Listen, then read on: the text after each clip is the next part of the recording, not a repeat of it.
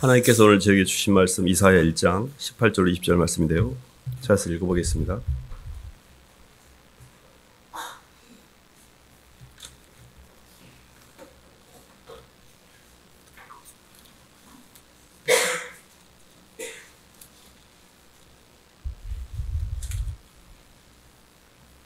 구약 969쪽입니다.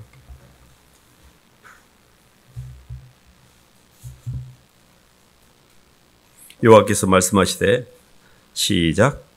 여호와께서 말씀하시되 오라 우리가 서로 변론하자. 너희의 죄가 주홍 같을지라도 눈과 같이 희어질 것이요 진홍같이 붉을지라도 양털같이 희게 되리라. 너희가 즐겨 순종하면 땅의 아름다운 소산을 먹을 것이요 너희가 거절하여 배반하면 칼에 삼켜지리라. 여호와의 입의 말씀이니라. 아멘. 박수로 하나님께 영광 돌리겠습니다. 죄사함의 자유를 누리자라는 말씀 제목인데요. 예수님을 믿고 교회를 다니면서 이렇게 신앙의 여정 가운데 평강과 자유함과 기쁨과 감사가 넘치는 삶을 사는 사람도 있는가 하면 저는 한동안 이렇게 자책과 굉장히 제 자신의 삶에 대한 부담, 그리고 뭔가 교회를 다녀도 마음이 평안하지 않고 자꾸 이렇게 죄책감에 시달리는 그런 시간들이 있었어요. 그래서 오늘 말씀을 쭉 들으시면 예수님의 사랑 안에서 우리가 어떻게 하면 죄사함의 자유를 누리는지, 하나님께서 인간을 창조하실 때 간단히 조금 말씀을 드리면 하나님의 형상으로 인간을 창조해가는 과정에 두 개의 계획을 세우셨습니다. 첫 번째 계획은 하나님께서 육신이라는 몸에다가 흙에다가 생기를 집어서 이 하드웨어라는 몸을 만드셨고요. 이게 육체적 생명입니다. 이 안에 하나님의 영적 생명인 하나님의 사랑을 집어넣어서 우리를 창조하시려고 했습니다. 그래서 하나님의 사랑이 우리 안에 만약에 장착이 됐다면 에덴 동산에서 우리의 창조 완성이 됐을 거고 우리는 죄를 짓는 일이 없었을 겁니다. 제가 왜 이 말씀을 드리는고 하니 죄라는 개념을 설명하고자 하는 겁니다. 죄라는 것은 무엇인고 하니 하나님과의 관계에서 단절된 상태. 사람의 몸은 에너지를 통제하는 수단입니다. 이 에너지 시스템이라고 보시면 돼요. 우리가 밥을 먹어서 소화를 하고 배설을 해서 소화가 될 때 내 몸이 육체를 유지하잖아요.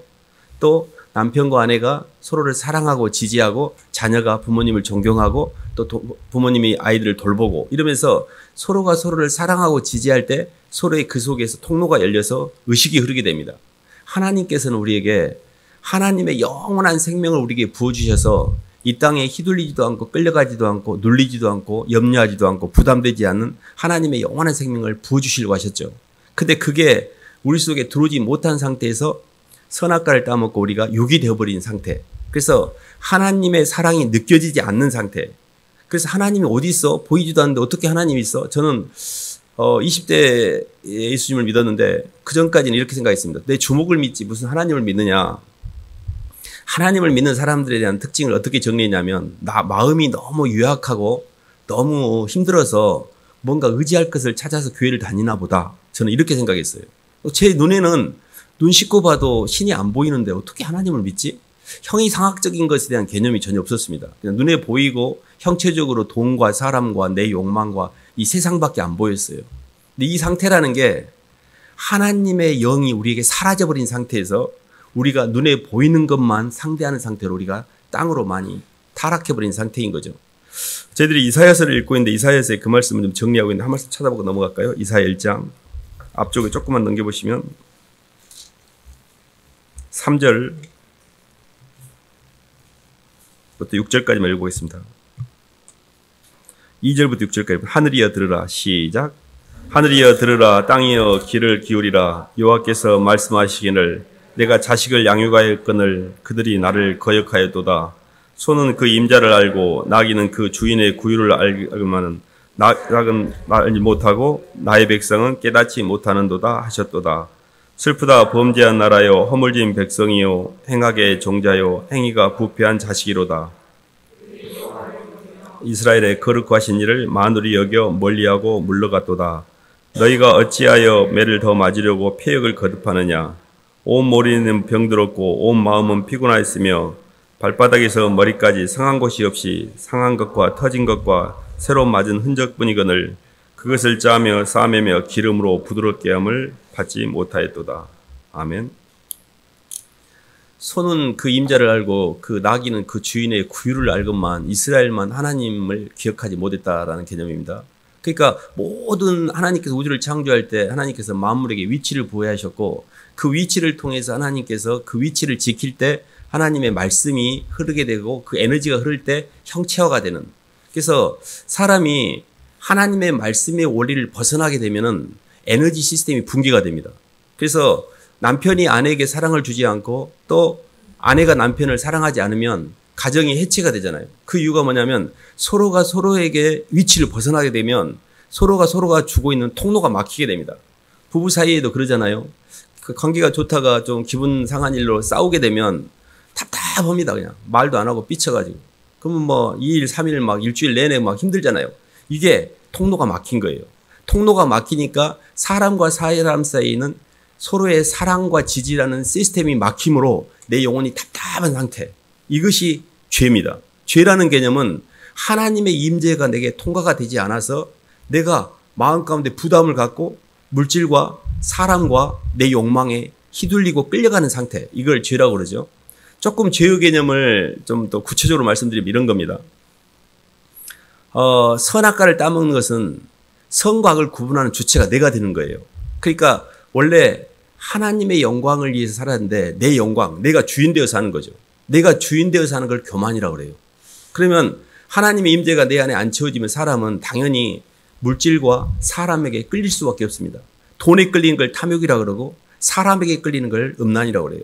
그리고 하나님보다 나를 더 사랑하는 걸 교만이라고 합니다. 이럴 때 인간은 하나님 중심의 삶에서 인본주의로 빠지게 돼요. 인본주의가 뭐냐면 내가 내 인생의 대장이야. 뭐 하나님 그런 거 필요 없어. 내가 내 대장인데 뭐 그런 걸 그딴 걸 왜 내가 믿어?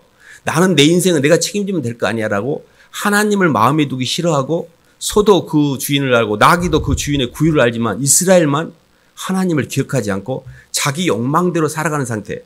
상부 구조인 하나님의 사랑 대신에 하부 구조인 돈과 사람을 통해 내 욕망을 채우려고 이 땅으로 드라이브를 걸고 있는 상태. 이걸 죄라고 합니다. 죄의 개념은 행위적 개념은 당연한 거고요. 상태적 개념입니다. 하나님의 임재를 느끼지 못하는 상태. 마음에 하나님이 전혀 안 느껴지고 신의 존재가 전혀 이해가 안 되는 상태. 온통 나밖에 없는 상태. 이게 죄 상태. 근데 이게 이 상태를 회복하지 않으면 죄가 계속 우리를 들어와서 만약에 이게 잘 될 것 같으면 왜 아니겠습니까? 이 죄는 나중에 우리의 인격을 분열시킵니다. 제가 예를 들어볼게요. 창세기 3장에 보면 아담이 선악과를 따먹은 후에 하나님이 찾으십니다. 아담아 부르십니다. 첫 번째 하는 행동, 숨게 됩니다. 하나님과의 관계가 단절된 겁니다. 그가 어떻게 말하냐면 내가 벗었으므로 두려워하여 숨었나이다. 네 벗은 것을 누가 알려주더니 이렇게 물어보잖아요. 벗었다는 것은 나를 의식하는 거예요. 뻣하게 항상 나를 의식하는 게 이게 교만이에요. 하나님을 의식해야 될 내가 내 입장 항상 나를 의식하는 거. 이 나를 의식하는 게 굉장히 심할수록 내가 지금 하나님께 멀리 가 있는 거예요. 그래서 지적으로는 나를 의식하고 감정은 어떻게 되냐면 두려움을 느낍니다. 이게 그냥 벗었으니까. 이게 내가 내 결핍감을 느끼는 거잖아요. 그 감정이 두려워하여 내 행동은 자꾸 하나님을 피하게 돼요. 그래서 하나님 말씀을 받고 내 안에 그걸 통과시켜서 행동으로 옮겨서 이게 일치가 될 때 우리 창조가 완성되는 건데 하나님의 사랑이 내게 안 들어오니까 내 안이 두려워서 자꾸 숨잖아요. 이거를 성경에서는 피해의식이라고 합니다. 피해의식. 저희가 죄값에 대해서 조금 설명을 좀 드리려고 하는데요. 한 말씀 찾아볼까요?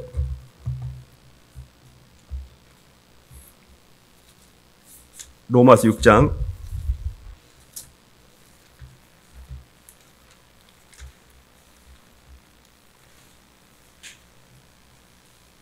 23절 한번 봐보겠습니다.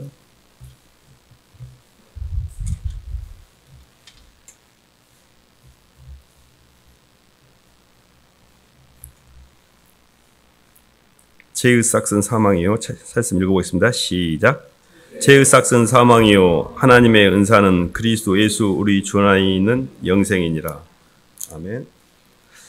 저희가 하나님과 이렇게 분리되어서 잘 살면 모르는데 하나님과 분리되었다는 이야기는 하나님과 우리 사이에서 영의 흐름이 없기 때문에 환경에서 에너지 시스템이 단절된 거거든요. 그러니까 모든 사람이 죄를 범하였음에 하나님의 영광에 이르지 못하더니 그래서 모든 사람이 죄를 통해서 하나님의 임재라는, 하나님의 영광이라는, 하나님의 사랑이라는 것이 내게 멀어져 버린 상태, 이것을 이제 성경에서는 이제 죄라고 이렇게 규정하고 있는데요.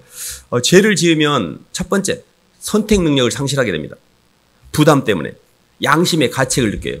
사람이 죄를 지으면 본인이 양심의 가책을 느낍니다. 양심이라는 게 선택하는 능력이거든요. 근데 선택하는 능력이 양심의 가책을 느끼면은 선택하는 능력 자체를 갖지를 못해요. 그래서 스스로 본인이 숨게 돼요.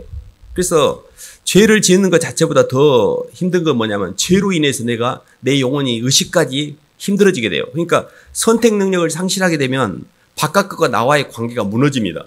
내 안이 무너지면 선택 능력을 상실한 양심의 가책을 느끼게 안이 무너진 거거든요. 그럼 바깥도 무너져요. 그러면 바깥으로부터 돌아오는 것도 내가 못 받게 돼요. 그러니까 내가 계속해서 움직이긴 하는데 내 것이 안 돼요. 그래서 욕심에 잉태한 즉 죄를 낳고 죄가 장성한 사망인데 이렇게 세상에서 죄를 짓고 막 바깥에 나가서 사람들이 행복하게 잘 살면 왜 아니겠습니까? 죄 지으면서 열심히 행복하게 잘 살지. 근데 많은 사람들이 점점 더 무적행위로 빠져들어가요. 이게 어떤 정도냐면 미사일이 이렇게 로켓가 이렇게 위로 발사되면 대기권에서는 이렇게 올라갑니다. 대기권을 나가기 전까지는 동력이 떨어지면 다시 땅으로 돌아오거든요. 그 대기권을 넘어가 버리면 무중력 상태가 되면 거기에 이제 이렇게 유영을 하잖아요. 이렇게 그냥 거기는 중력이 없으니까 못 돌아오는 땅으로. 우리가 계속해서 죄를 짓고 죄사함의 자유를 누리고 내 영혼이 소생되지 못하면 계속 끌려가게 되면 어느 순간에 양심의 화인을 맞습니다. 양심의 가책을 전혀 안 느껴요. 그리고 무중력 상태가 돼요. 그래서 계속 본능적으로만 살지 주님께로 돌아오지 못합니다. 이거 회개가 안 되는 거예요. 그래서 죄를 지을 수 있습니다. 우리는 죄를 짓는 게 우리의 본전이에요. 죄를 짓는 것은 우리 아주 내추럴한 거예요. 근데 죄를 지는 것보다 더 중요한 게 죄를 올바로 해결할 줄 아셔야 됩니다. 그래서 이 죄를 해결하는 것 자체가 우리에게서 이렇게 계속해서 죄를 해결하지 못해서 내 안에 부담을 느끼는 상태가 근심, 걱정, 염려, 두려움, 불안이에요. 원래 하나님이 우리에게 주신 것은 평안과 기쁨과 감사와 이런 것들인데 왜 이렇게 내 인생이 눌릴까? 왜 이렇게 내 인생이 두려울까? 그래서 이렇게 계속해서 겉사람인 마귀를 따라서 환경에 이렇게 죄의 문제를 처리하지 못하고 죄책감 가운데 살게 되면 모든 게 피해의식을 갖게 됩니다. 그래서 모든 게 환경을 보면 의심밖에 안 들어요. 저는 그랬던 것 같아요. 교회를 가는데 교회에서 말씀을 전해주면 그 말씀도 제가 의심을 했어요. 제가 얼마나 많이 멀리 가버렸던지 목사님 말씀도 이해가 안 됐고 의심이 들었고 사람들이 뭔 말을 하면 저 사람이 나를 뜯어먹으려고 저런 말을 하나? 이렇게 의심이 들었어요. 제 갖고 있는 인격의 상태가 너무 멀리 가버려가지고 누구 말도 믿지를 못했어요. 그러니까 예수님 말씀을 아무리 사랑이라고 말해도 그 말이 귀에 들어올 리가 만무했었죠. 근데 계속 하나님 말씀을 듣고 이렇게 말씀으로 샤워하듯이 회개를 하면서 조금씩 이렇게 영이 살아나는 것을 제가 느꼈는데요. 그러면 저희가 죄에 관해서 저희가 해결하는 방법에 대해서 한 말씀 드리고 로마서 8장 한번 봐보겠습니다.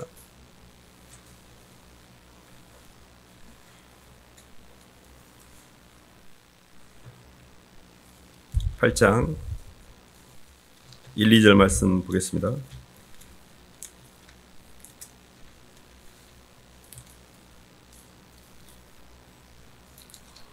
그러므로 이제 시작.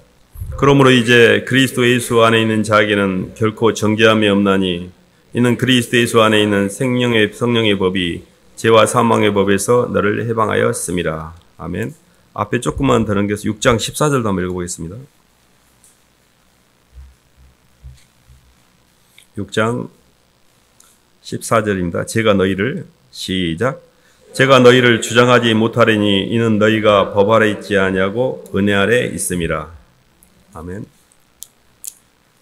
죄를 해결하는 방법은 가장 좋은 게 죄의 대가를 치르는 것입니다. 죄의 대가를 치르면 그 죄가 우리를 지배할 수가 없거든요. 그래서 구약에서는 우리가 죄를 지면 우리의 죄를 짐승에게 전가시키고 그 짐승을 대신 잡아서 우리의 죄를 처리를 했거든요. 근데 우리가 그때 짐승은 사람이 죄를 지을 때마다 계속 제사를 드렸어야 돼요. 근데 우리 죄를 위해서 예수님께서 십자가에서 대신 죽으심으로 친히 나무에 달려 그 몸으로 우리 죄를 대속하셨으니 이는 우리로 죄에 대하여 죽고 의에 대하여 살게 하려 함이라. 친히 나무에 달려 그 몸으로 우리 죄를 대속하셨다 그랬잖아요. 근데 예수님의 몸은 예수님은 어제도 계시고 오늘도 계시고 영원히 계시는 분이잖아요. 그분이 내 과거의 지은 죄와 현재의 지은 죄와 미래의 지을 죄까지를 완전히 다 도말하시고 십자가에서 내 죄값을 다 치르셨어요. 그래서 그 예수 그리스도 안에 있는 자라는 것, 그리스도 예수 안에 있는 자에게 결코 정죄함이 없다고 했잖아요. 그리스도 예수 안에 있다는 말은 예수님을 믿는다는 뜻이에요. 예수님이 나의 죄를 위해서 십자가에서 대신 죽으신 내 주님이라고 고백하는 사람 속에는 그 말씀이 효력을 발생하는 거예요. 근데 저희도 우리와 같이 복음 전함을 받은 자이나 그 들은 바 말씀이 그들에게 유익되지 못한 것은 듣는 자가 믿음과 결부시키지 않더라. 똑같이 복음을 들었어요. 예수님에 대해서. 근데 한 사람은 아무 영향이 없어. 그냥 계속 죄책감에 시달리는 거예요. 그 말을 믿지 않았어요. 내 문제는 내가 해결하는 것이 왜 예수님이 그걸 해결해줬다고 그걸 받아들여서 해결해? 웃기고 자빠졌네 하고 그걸 안 받아들인 거예요. 예수님이 너희가 그 은혜를 인하여 예수님이 우리 위해서 값없이 십자가에서 죽으신 그 대속의 은혜를 인하여 믿음으로 말미암아 구원을 얻었나니 예수님이 값없이 나를 위해 십자가에 죽으신 그 사랑을 그 은혜의 사랑을 받아들인 걸 믿음이라고 그래요. 너희가 그 은혜를 인하여 믿음으로 말미암아 구원을 얻었잖아요. 그러면 하나님 편에서 이루어주신 일에 대해서 우리 편에서 응답이 있어야 돼요. 그래야 수정이 되잖아요. 하나님이 이루어주신 것은 나를 살리기 위해서 십자가에서 값없이 나의 모든 죄를 도말하시고 죽어주신 겁니다. 근데 그걸 진심으로 받아들인 사람에게는 죄가 우리를 주관하지 못해요. 방금 6장 14절에 나와 있잖아요. 죄가 너희를 주관하지 못하리니 너희가 법 아래 있지 않고 은혜 안에 있습니다. 은혜 안에 있다는 것은 예수님이 나를 위해서 죽으셨다는 것을 믿는 사람은 은혜 안에 있는 거예요. 법 아래 있다는 이야기는 내가 해결해야지 왜 내 문제를 남이 해결해? 나 끝까지 내가 죄 해결할 거야 하고 그 죄를 내가 해결하려고 하는 거예요. 이 사람은 율법 아래 있는 거예요. 율법 아래 있는 사람에게는 여전히 죄가 유효합니다. 로마서 갈라디아서 5장 한번 봐볼까요? 5장 1절로 3절입니다.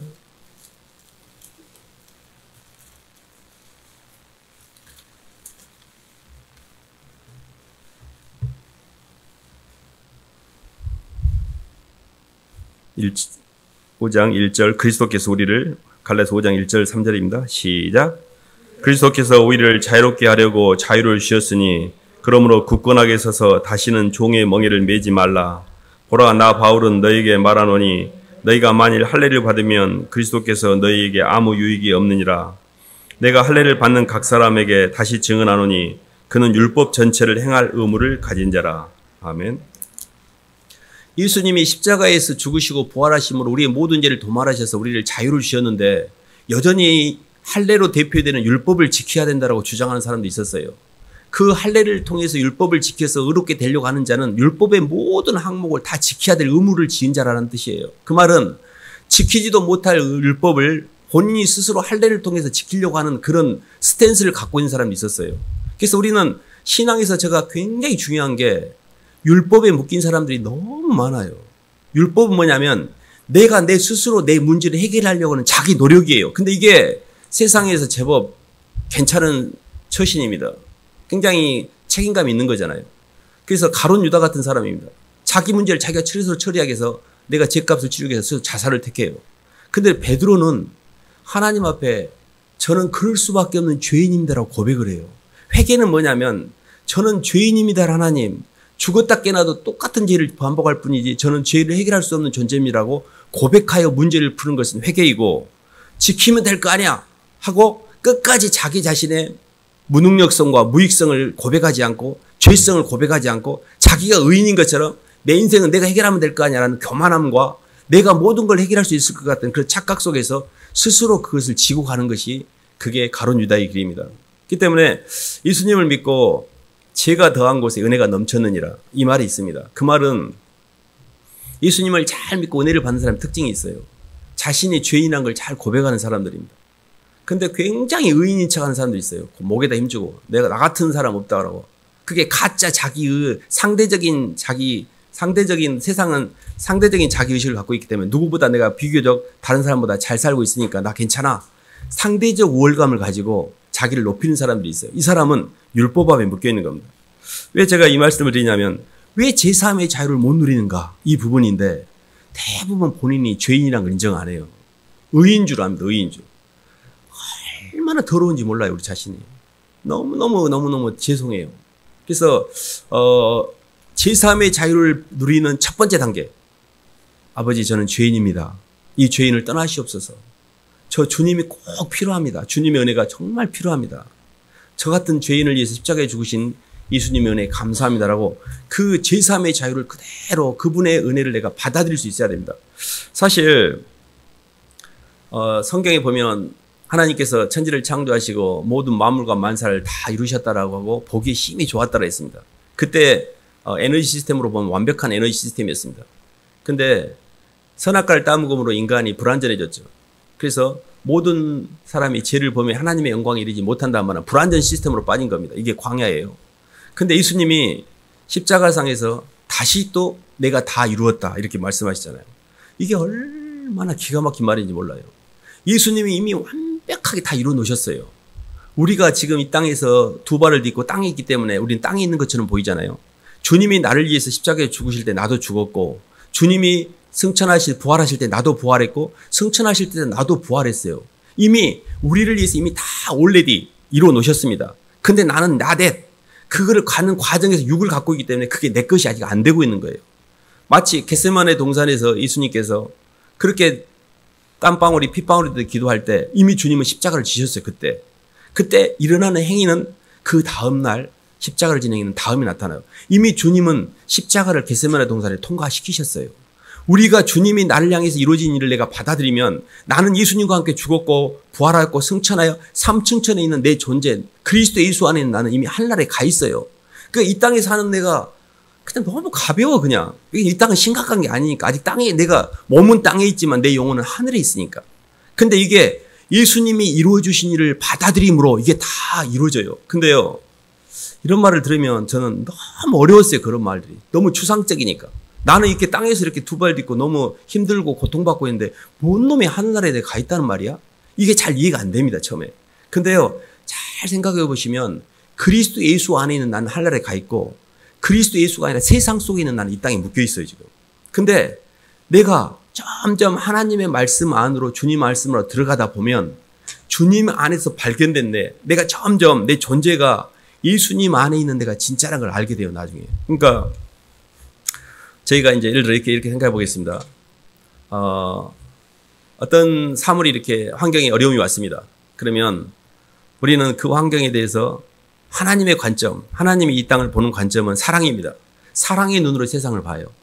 그리고 우리가 보는 눈은 선악의 눈이니까 욕망의 눈이에요. 그럼 어떤 사건이 벌어지면 왜 저런 일이 일어나지? 나 힘든데? 이렇게 해석하잖아요. 그거는 사탄이 주는 거짓 생각이에요. 사탄이 주는 그 거짓 생각에 우리는 그게 나다고 생각하고 따라가게 되면 아직 내가 육이 강한 거예요. 그러면 영이 강한 사람은 어떻게 하냐? 하나님이 또 사람을 보내셔서 이 환경을 통해서 내 쓰레기를 청소하러 사람을 보내셨네? 하나님은 어떤 경우도 사랑이기 때문에 이미 나는 하늘나라 가 있기 때문에 하나님 나한테 안 좋은 걸 주실 일이 없어요. 그러니까 지적인 영역에서의 해석 자체가 모든 걸 사랑의 눈으로 봐요. 이것도 사랑이네? 이것도 사랑이네? 모든 게 사랑이야. 근데 나 왜 이렇게 힘들지? 나 이거 싫은데? 이건 아직 내가 육신의 눈을 갖고 있다는 이야기예요. 욕망의 눈, 선악의 눈. 이게 마귀가 나를 잡고 있다는 뜻이에요. 그러니까 세상형인 마귀가 나를 잡고 있는데 하나님의 말씀을 통하여 충분히 이 마귀를 밀어내지 못하니 내 생각 자체가 마귀에 묶여 있는 겁니다. 이 거짓 생각입니다. 그래서 누구든지 나를 따라오려거든 자기를 부인하고 십자가를 지라할 때 십자가를 진다는 말이 좀 부담스럽잖아요. 저는 처음에 어떻게 이해했냐면 막 금욕을 하고 금식을 하고 철야를 하고 막 나를 부인하고 이게 십자가인 줄 알았어요. 그게 아니에요. 마귀가 주는 거짓 생각을 부인하는 거예요. 이거 마귀가 장난질하네? 아니 사랑인데 봐보세요. 갈릴리 바다에서 풍랑이 막 쳤습니다. 폭풍이 몰아오고 배가 막 뒤집어지려고 할 때 제자들이 막 두려워가지고 막 고물에 베개를 베고 주무신 주님을 깨웠잖아요. 근데 풍랑이라는 환경을 본 거예요. 내 마음속에 들어와 계신 주님을 보는 게 아니고 선악과가 뭐냐면 환경을 보는 거예요. 생명과는 뭐냐면 그 뒤에는 주님을 보는 거예요. 주님 일하고 계시네. 사랑이네 이것도. 하나님 감사해요. 그래서 이게 선악과로 자꾸 환경을 보고 풍랑을 보고 놀래고 무서워하는 그걸 부인하는 거예요. 그것이 마귀가 주는 거짓 생각이니까. 이것들이 또 장난질하네. 야 그만해라 하면 나는 하나님의 자녀야. 나는 예수를 믿는 예수님의 제자이고 예수님은 나의 구주이시고 나는 하나님 백성이야. 딱 이야기해 보세요. 사탄아 물러가라 이야기하고. 그러면 그 생각이 싹 사라져요. 진짜 그러합니다. 그러고 나니까 아무렇지도 않아. 근데 나는 끊임없이 그 생각에, 거짓 생각에다가 몸에 부담을 갖고 내 몸뚱이가 그걸 해결하기 위해서 하루 종일 고민하고 스트레스 받고 움직이는 거예요. 이게 뭐냐면 에너지 시스템을 연결하지 못하고 내 몸이 불완전 시스템에서 계속 헤매고 있는 거예요. 우리는 뭘만 하면 되냐면 에너지 시스템만 다시 복원시키면 돼요. 근데 그 에너지 시스템을 연결해 오신 분이 예수님이셔요. 신성의 모든 충만이 육체로 구하시고 우리도 그 안에서 충만하게 됐다고 했잖아요. 충만의 근원은 하나님이신데 그 하나님이 예수님을 통하여 그 충만을 전달하시고 예수님이 내 안에 들어오면 나도 충만하게 되는 거예요. 그렇잖아요. 그러니까 나는 예수님과만 딜을 치는 겁니다. 환경하고 부딪힐 필요가 없어요. 이 말이 좀 어렵게 느낄 수도 있습니다. 근데요, 실제 해보세요. 주님께 맡겨보세요. 주님, 저 이거 고민 안 해요. 이거 좀 사랑이시잖아요. 주님이 저에게 목숨까지 내어준 마당에 뭐가 부족해서 저한테 안 좋은 걸 가져오시겠어요. 자기 아들을 아끼지 않냐 우리 모든 사람을 내어주시니 어찌 그 아들과 함께 모든 걸 우리에게 은사로 주지 않겠느냐 그랬잖아요. 주님 우리에게 모든 걸 주고 싶으셔요. 정말로 주고 싶은 게 사랑입니다. 근데 하나님의 사랑을 진짜를 주려고 하는데 내가 가짜를 갖고 있으니까 먼저 이거를 빼도록 하셔요. 이 빼는 작업이 나한테 왜 하나님 나를 이렇게 힘들게 하세요라고 십자가로 느껴지는 거죠. 그래서 첫 번째는 사랑의 눈으로 세상을 보는 선택을 하는 겁니다. 주님, 저는 사랑으로 해석합니다. 이거 제가 힘들게 해석하고 제가 싫다고 하는데 이걸 싫어하는 내 안에 있는 쓰레기를 청소하기 위해서 주님께서 저를 보내주셨군요라고. 대부분 이렇게 봅니다. 교만, 음란, 탐욕이에요. 저는 말씀을 들으면 목사님의 설교를 듣거나 성경 말씀을 읽을 때 내가 얼굴이 화끈거리거나 목사님 나를 보는 것처럼 이야기하시네 이럴 때가 있었습니다. 그때 내 자아가 클릭된 거예요. 그때 그거를 숨기지 마시고 이거 완전히 내가 이거 대박이다. 이거 내 죄를 드러낼 수 있는 절호의 기회다. 그 죄를 클릭시켜 주셨잖아요. 그게 뭐냐면 하나님의 말씀은 내 영혼을 비추는 거울이고 내 영을 진단하는 청진기인데 하나님 말씀을 들어야 내가 잘못됐다는 걸 알아요. 저는 성경 말씀을 듣기 전까지 제가 잘못됐다고 생각해 본 적이 없습니다. 근데 하나님 말씀을 들으니까 그 말씀의 기준에 보니까 내가 너무 더러운 거예요. 그렇게 클릭이 됐을 때 그걸 입으로 고백을 하셔야 돼요. 근데 그게 딱 마음에 걸리는 거예요. 약간 이게 걸렸어. 이게 성령의 감화예요. 근데 내가 마음속에 에이 하고 뭐 나만 걸어가니 하고 그거를 문대버려 그냥. 애써 문대불고 아무렇지 않은데 딱 위선을 떨어요. 그러면 성령이 소멸돼요. 성령이 소멸되고 다음에는 그런 게 안 느껴져요. 성령이 여기냐면 내가 계속 성령을 지속적으로 소멸시켰기 때문에 성령이 이제 작동이 안 됩니다. 그러면 아까 말한 무중력 상태가 돼요. 그러면 회개가 안 됩니다. 회개가 안 되니까 영이 안 바뀌니까 교회를 다녀도 완전히 종교인만 돼요. 계속 뱅뱅뱅 다니는데 이해만 안 되고 뭔 말인지 말씀도 들어도 이해도 안 되고요. 말씀에 부정적인 생각만 들어요. 왜냐하면 이미 내 마음에 불편하게 하니까 이걸 닫아버렸잖아요. 제가 얘기했잖아요. 무중력 상태로 빠지면 그때부터는 모든 말씀이 부담만 된다고. 근데 클릭이 됐을 때 고백을 하는 거예요. 하나님 맞아요. 저 죄인이에요. 저 교만하고요. 하늘을 찌르고요. 교만이. 음란이요. 하늘을 찌르고요. 탐욕스러워져. 저는 그런 존재예요. 주님. 육신의 정욕과 안목의 정욕과 이 생의 자랑으로 똘똘 뭉친 것이 저이고요. 죄인 부르실 때 저 불러주세요. 주님. 이것들을 적나라하게 고백해 보세요. 그때 그것들을 하나씩 클릭해서 그것을 하나님께 고백할 수 있는 기회를 삼는 것이 그게 죄사함의 자유로 가는 길이에요. 회개로 가는 길입니다. 말씀을 들을 때 딱 걸렸어. 잡는 거예요. 포인트를. 교만인가? 음란인가? 탐욕인가? 그 지점에 대해서 내 입술로 고백하기 시작합니다. 그게요. 성령의 감화를 절대 소멸시키면 안 됩니다. 말씀을 들을 때만 성령의 감화가 와요. 하나님이 나를 이런 부분을 건드시네. 내가 요즘 돈에 많이 묶여있는데 탐욕에 내가 쪄들었다고 돈에 묶이지 말라고 하나님께서 말씀해 주시네. 내가 요즘 사람에게 집착하고 음란에 사람에게 인정받으려고 사람에게 휘둘리고 이 영역을 타치하시네. 그걸 딱 클릭해서 제가 그런 존재라고 고백을 하셔야 돼요. 그래서 근심, 걱정, 염려, 불안, 사탄이 마귀가 주는 잘못된 감정입니다. 그것을 인정하시면 안 돼요. 그냥 거짓 생각은 제가 정리했잖아요. 마귀가 나한테 의심을 주거나 마귀가 나한테 불편한 생각을 줄 때 야 이거 하나님 선물이야 웃기고 자빠졌네 그렇게 넣지 마 라고 처리했으면 감정도 처리하셔야 돼요. 그 감정은 생각보다 조금 어려워요. 왜냐하면 님이 내 안에 오랫동안 또가리를 틀고 익숙하게가 위치를 잡고 있는 애거든. 그래서 그때부터는 기도를 해야 돼요. 머리만 열어가지고는 이게 처리가 안 돼요. 그래서 막 땅을 치면서 내 영혼을 주님께 고백을 이렇게 해야 돼요. 막 내 영혼이 다 토해내질 때까지.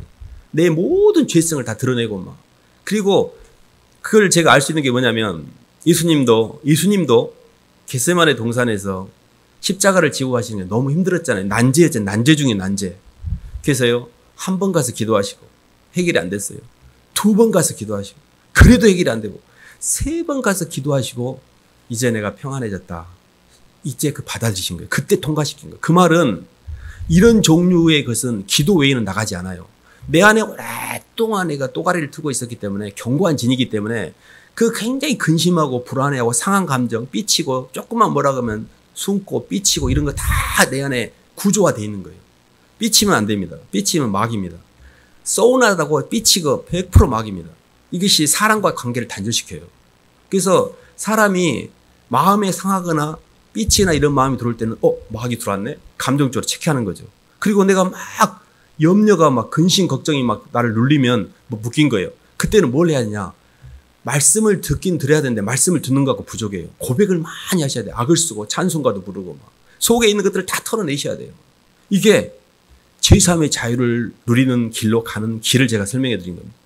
말씀을 들으면 방향은 잡지만 소원은 있으나 행할 능력은 전혀 없어요. 행할 능력은 자동차가요. 엔진이 부릉부릉 걸잖아요. 그러면 그 자동차의 엔진의 그 동력이 일종의 말씀입니다. 그러면 그 동력을 자동차 바퀴로 동력 전달 장치인 바퀴로 전달하는 걸 트랜스미션이라고 그래요. 이 동력 전달 장치 하나님 말씀을 듣고 그걸 동력화시키는 게 기도예요. 그래서 차가 가는 거예요. 그게 삶을 선택하는 겁니다. 서두에 죄라는 것 자체는 끌림이라고 했잖아요. 끌림. 수동적 끌림이에요. 환경이 계속 휘둘리는 거예요. 선택하지 못하고. 그러니까 끌려서 한 것들은 그 끌린 것에 의해서 내가 에너지 시스템이 붕괴된 게 때문에 돌아오지 않습니다. 자식한테 끌려서 봐요. 자식한테 막 끌려가지고 너무 이쁘다. 우리 자식 이쁘다. 막 잘해줬어요. 그러면 자식의 사랑이 돌아올 것 같아요? 그거는 끌린 거기 때문에 안 돌아옵니다. 자식을 정말로 하나님 말씀으로 인격적으로 주의 교양과 훈계로 말씀 관계를 대하면 자식이 돌아옵니다. 근데 자기 욕망을 투사해서 자식을 대하면 엄마가 나한테 해준 게 뭐가 있어?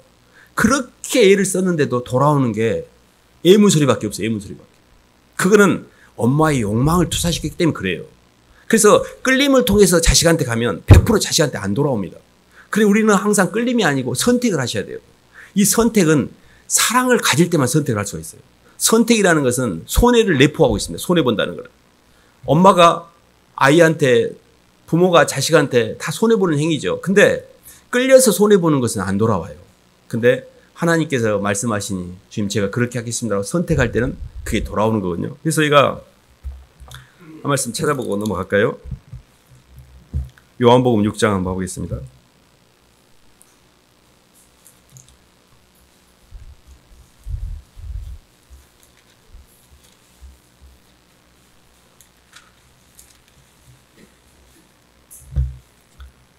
(32절) 한번 봐보겠습니다.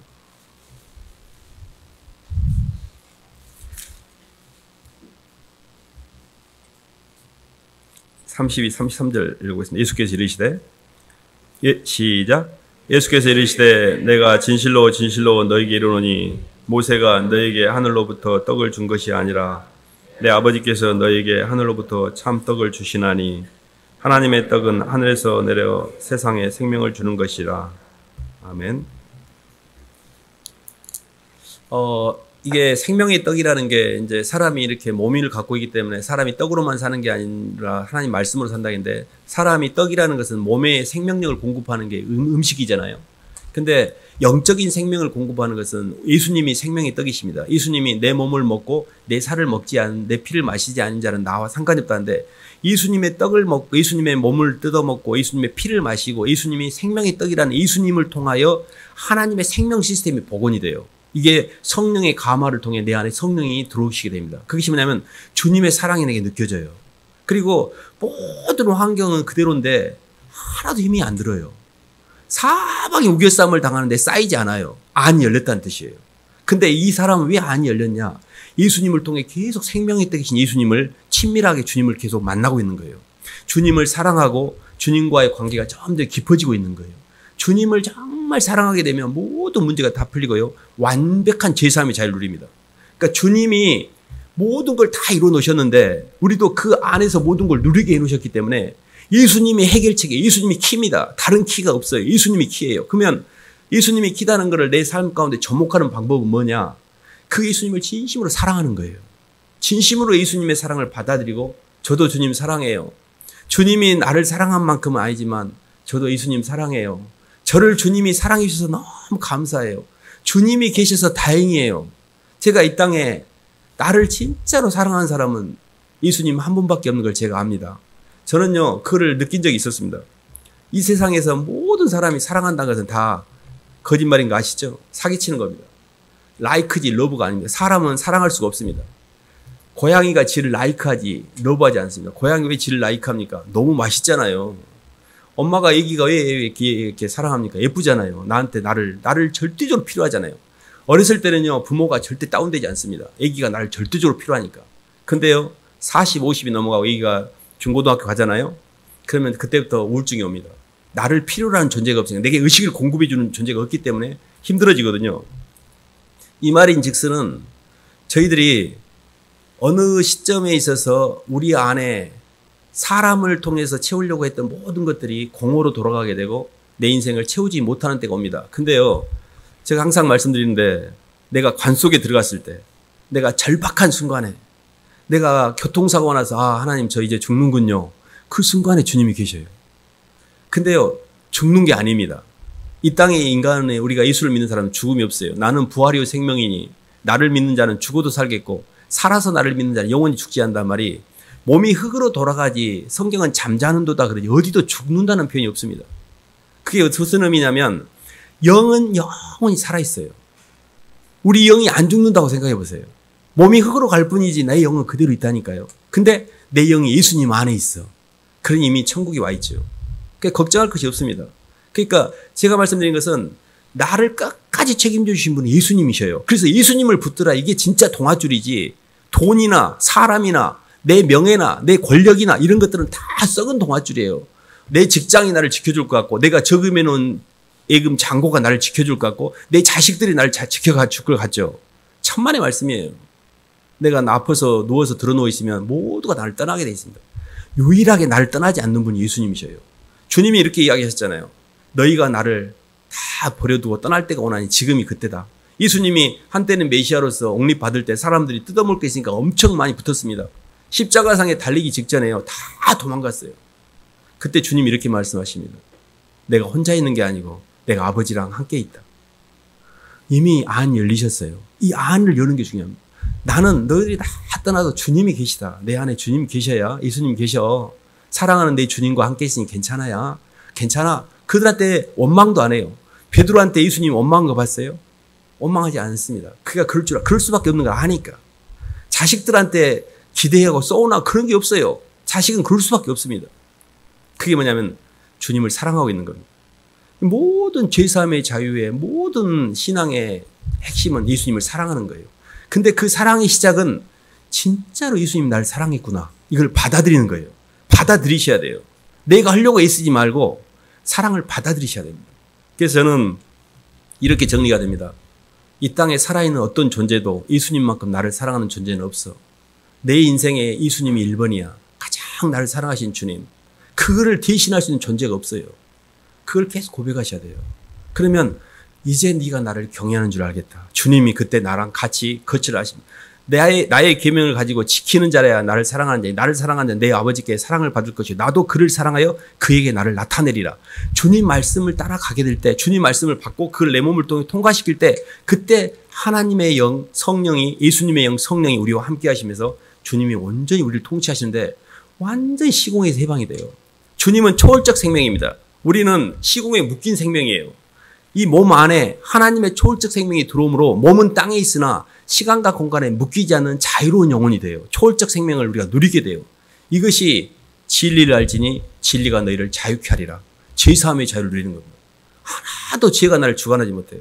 이게 어마어마한 은혜와 축복입니다.